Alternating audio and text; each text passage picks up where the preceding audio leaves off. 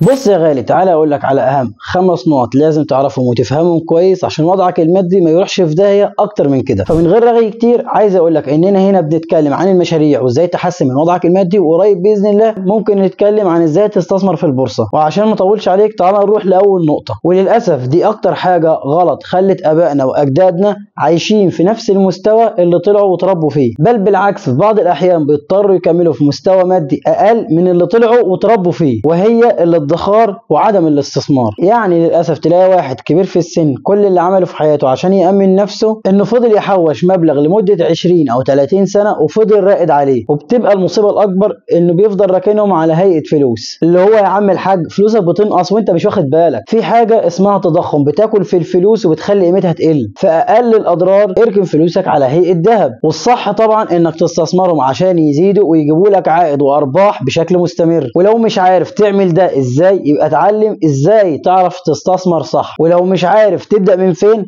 هقول لك ما تقلقش، روح شوف الفيديو اللي هيظهر لك في علامة الاي اللي فوق دي، هتلاقيني موضح لك فيه ازاي تبدأ استثمار من تحت الصفر، بس طبعا ده بعد ما تخلص الفيديو ده للاخر. نروح للنقطة التانية وهي انك تعيش فوق امكانياتك. بص كلنا نفسنا نعيش العيشة اللي بنتمناها ونشتري الحاجات اللي نفسنا فيها، بس صدقني ما ينفعش واحد يكون دخله منخفض وعاوز يعيش عيشة واحد دخله متوسط، او ان واحد يكون دخله متوسط وعاوز يعيش عيشة واحد غني. بص بالبلد كده وعلى رأي مثل قديم بس حلو قوي بيقول لك ايه، على قد لحافك مد رجليك. يعني ما ينفعش انت يكون مرتبك 5000 او 7000 وتكون مصاريفك اكتر من كده، لانك دايما هتكون مديون وهتكون عايش تحت ضغط انت في غنى عنه. نروح للنقطة الثالثة وهي انك ما تكونش قادر تفرق ما بين الاحتياجات والرغبات، ودي كارثة في حد ذاتها. بص وباختصار شديد، الاحتياجات هي الحاجات اللي فعلا ما تقدرش تعيش من غيرها، زي الاكل والشرب والفواتير الاساسية زي الايجار والكهرباء وغيره. اما الرغبات فدي الكماليات والرفاهيات، ودي حاول تتجنبها على قد ما تقدر طالما انت مش معاك فلوسها وبزياده. يعني تلاقي واحد يدوب مرتبه بالعافيه بيكفيه وعاوز يروح يجيب ساعه سمارت ماركه معينه، او عاوز يجيب ايفون اخر اصدار او تليفون بالماركه الفلانيه، وممكن هو عشان يعرف يجيبه يكون حاطط كل الفلوس اللي معاه، وكمان تلاقيه عامل جمعيه وزانق نفسه فيها عشان يكمل عليها ويعرف يجيب حاجه غاليه عليه وهو مش محتاجها اصلا. وفي بقى الكارثه الاكبر اللي يروح يتداين ويستلف فلوس حاجة غالية عليه وهو مش محتاجها بنسبة كبيرة لمجرد انه عاوز يشبع عنده رغبة انه جامد اخر حاجة. فصدقني لو انت فيك العادة دي من مصلحتك انك لازم تبطلها. نروح للنقطة الرابعة وهي عدم وجود ميزانية شخصية. ولو ما تعرفش يعني ايه ميزانية شخصية فتعال اوضح لك الموضوع باختصار شديد، وهي ان كل حاجة انت بتصرفها لازم تسجلها بالورقة والقلم. وهنا انا اقصد كل حاجة بمعنى الكلمة، كل صغيرة وكبيرة لازم تتسجل. وبعد كده تبدأ تقسم المرتب بتاعك وتكون حاطط خانة لكل قسم. يعني تكون محدد انا هصرف في الاكل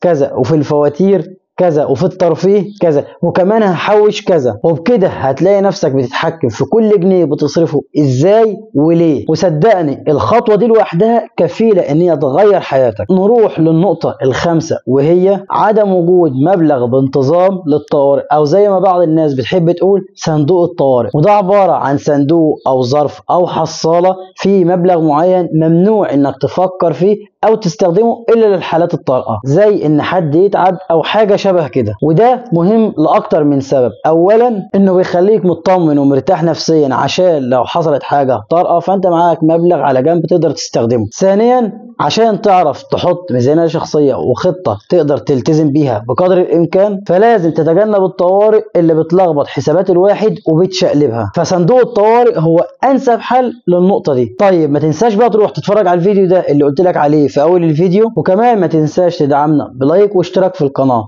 سلام.